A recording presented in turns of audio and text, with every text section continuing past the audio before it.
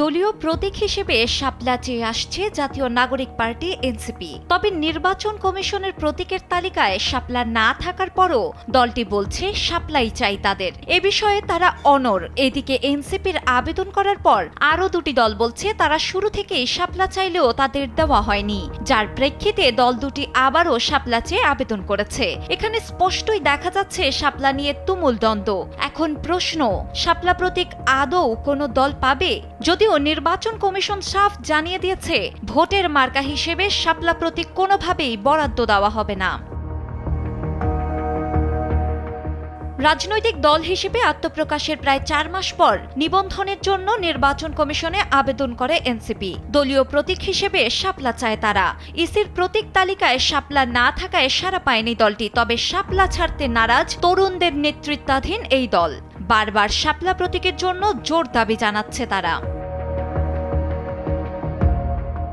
এদিকে 2024 সালের সেপ্টেম্বরে আরেক রাজনৈতিক দল নাগরিক ঐক্যকে দলীয় প্রতীক হিসেবে কেটলি দিয়ে নিবন্ধন দেয় নির্বাচন কমিশন। কিন্তু এই সময়ে এসে দলটি দাবি করছে তারা শাপলা চেয়েছিল, কিন্তু তাদের দেওয়া হয়নি। এমন প্রেক্ষাপটে দলটি পুনরায় শাপলার জন্য আবেদন করেছে। তবে এবারও আবেদন বাতিল করেছে নির্বাচন কমিশন। এ বাস্তবতায় দলটি জানায় অন্য কোনো দলকে শাপলা দেওয়া হলে তা নিয়ে প্রশ্ন তোলা হবে। এদিকে আরও একটি রাজনৈতিক দল বাংলাদেশ কংগ্রেস নির্বাচন কমিশনের কাছে তাদের ডাব প্রতীকের বদলে শাপলা চেয়েছে। সোমবার দলের দপ্তর সম্পাদক তুষার রহমান সশরীরে ইসিতে আবেদনপত্রটি জমা দেয়।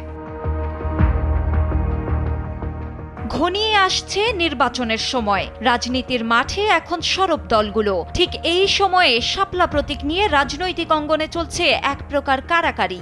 নাগরিক ঐক্য বাংলাদেশ কংগ্রেস অভ্যুত্থানের আগেই শাপলা চেয়েছিল, কিন্তু ইসি তা বাতিল করে। এমন সময়ে শাপলা প্রতীক চেয়ে এনসিপির অনড় অবস্থান। এনসিপি বলছে মার্কা হিসেবে শাপলা ছাড়া অন্য অপশন নেই তাদের। আর ইসির তালিকাতেই নেই শাপলা। শেষ পর্যন্ত শাপলা কারো হবে কিনা এটাই দেখার বিষয়।